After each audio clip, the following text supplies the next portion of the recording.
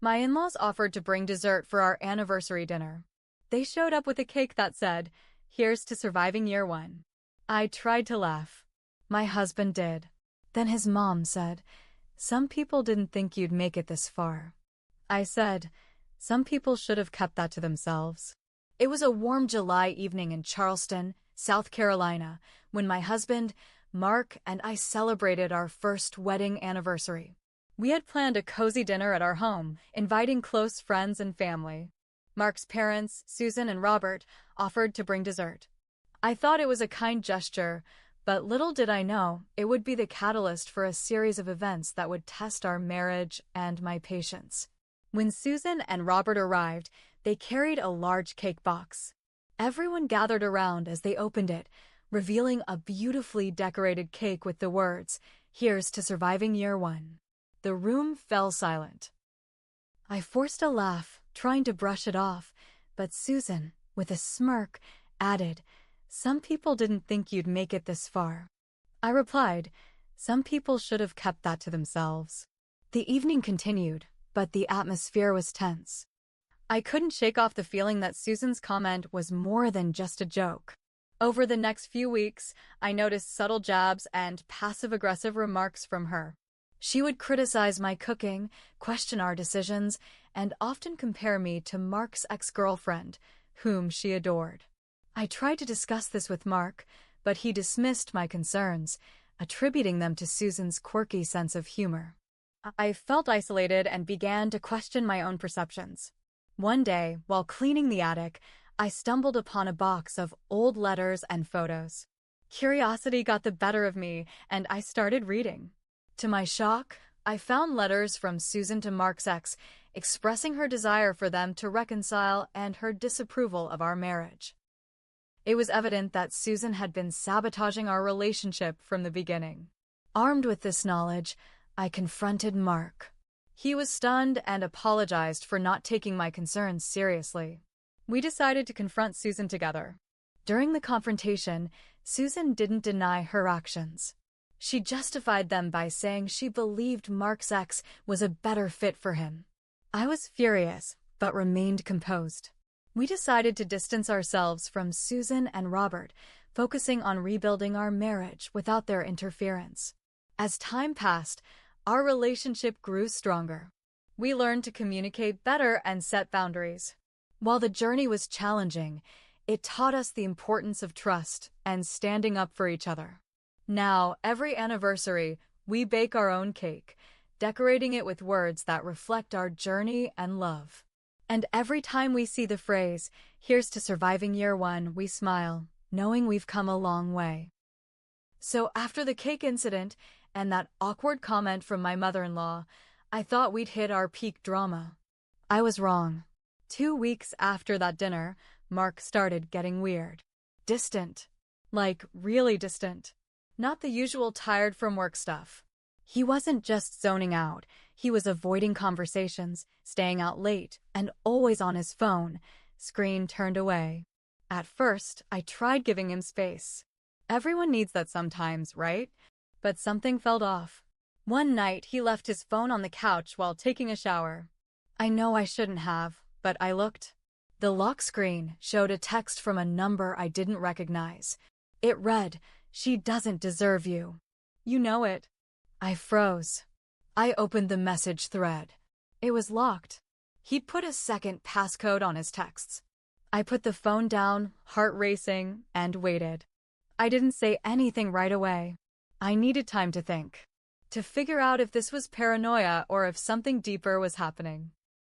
The next morning, I went for coffee with a friend of mine who's known Mark longer than I have, Andrea. She used to work with him, and now she's one of the few people I really trust. I told her everything. Her face went pale when I mentioned the text. "I recognize that number," she said. Turns out, that number belonged to Tasha, Mark's ex. The one his mom adored. The same one Susan had written to, hoping they'd get back together. So yeah, my stomach dropped. My head started spinning. Was this Susan again, playing puppet master? Was Mark falling for it? I didn't want to jump to conclusions. So I did the thing people do in stories like this. I dug. I started tracking little things. Times, messages, when he said he was working late. I talked to Andrea again. She confirmed it. Tasha was back in town, living across the bridge in Mount Pleasant. And apparently, she'd been seen having coffee with Robert, Mark's dad, just 2 days before our anniversary dinner. I felt sick. Now it all made sense. The cake, the comment, the fake smiles. It wasn't just passive-aggressive sniping. They were actively hoping I'd disappear from Mark's life. Maybe even helping that happen. I confronted Mark. He didn't deny texting Tasha. Said she reached out as a friend. Said she just wanted to talk. Said it wasn't a big deal. I asked him if he told her he was married. He said yes. I asked if he told her we were happy. He went quiet. That silence said everything. I packed a bag. I didn't leave for good, but I needed time. I stayed with Andrea for a few nights. During that time, I decided I wouldn't just wait for things to crash.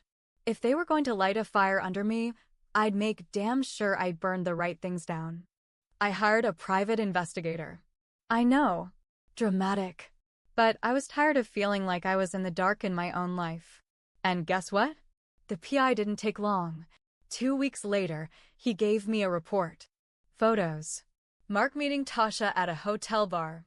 Mark walking her to her car.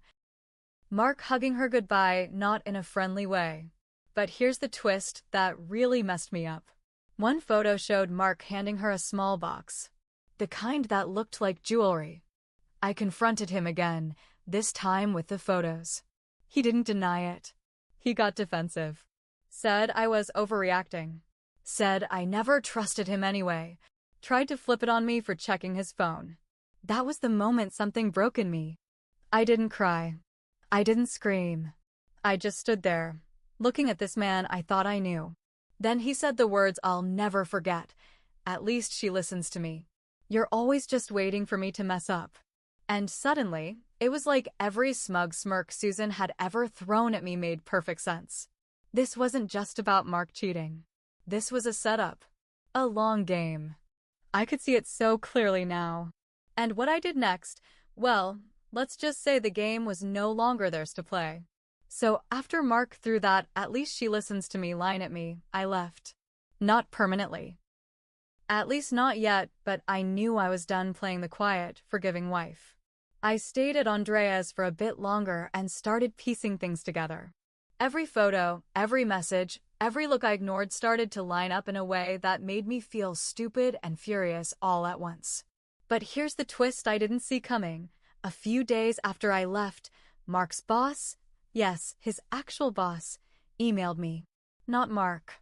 Me. It was short. Hi, I hope I'm not overstepping, but I thought you should know Tasha came by the office twice this past month. It fell off. Just wanted to let you know.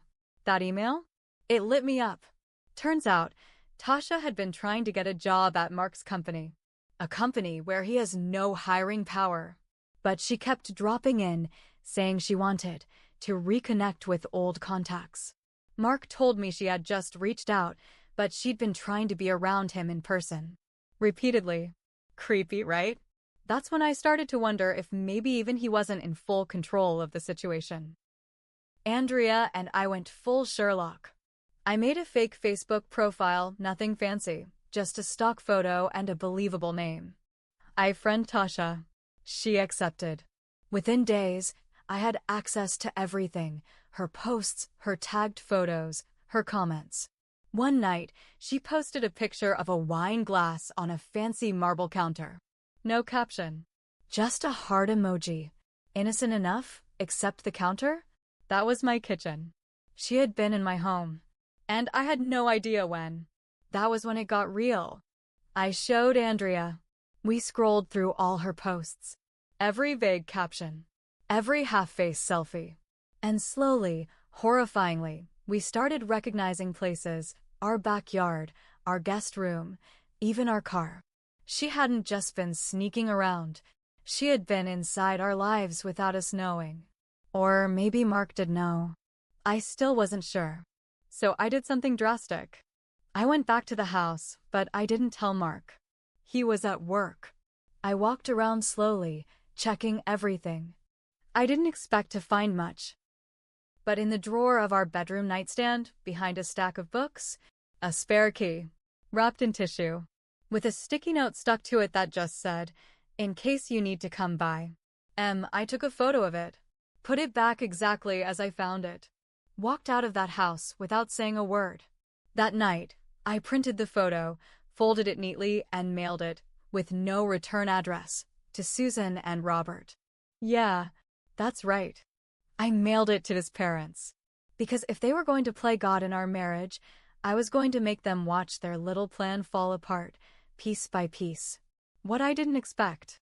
Robert showed up at Andrea's apartment the next day. Alone. He looked tired. He asked to talk. I said no. Andrea told him to leave. But as he turned to go, he said something I still think about. "You don't know the whole story." None of us do. That one sentence? It changed everything again. Because now I wasn't sure who was lying and who was just caught in something bigger than they realized.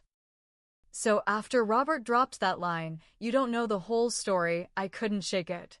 I started thinking, what if Mark wasn't the one who gave Tasha the key? What if someone else put it there?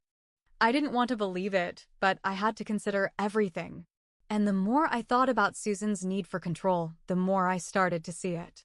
She had been in our house dozens of times, always offering to clean up after dinners, always walking into rooms uninvited.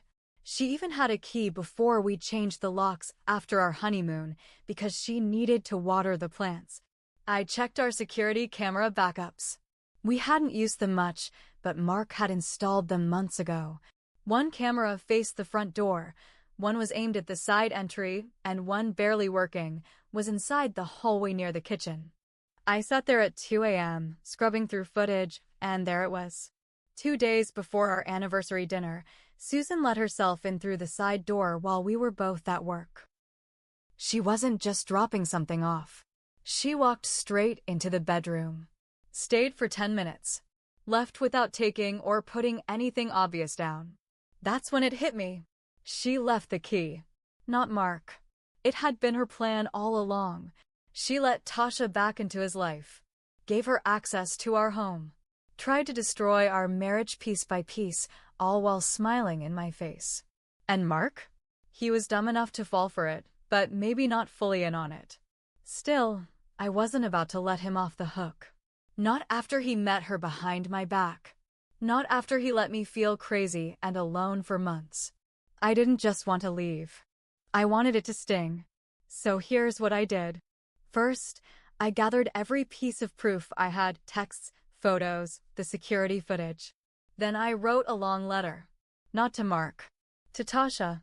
I told her everything. That I knew about the hotel, the lies, the box, the key. I told her I wasn't going to fight her for him, because I was done. Then I said one final thing. "You're welcome to him. But you'll never get his family's approval. Because they don't love you, they just hate me." I mailed it to her work address. Certified. Then I scheduled a dinner. One last dinner with Mark and his parents.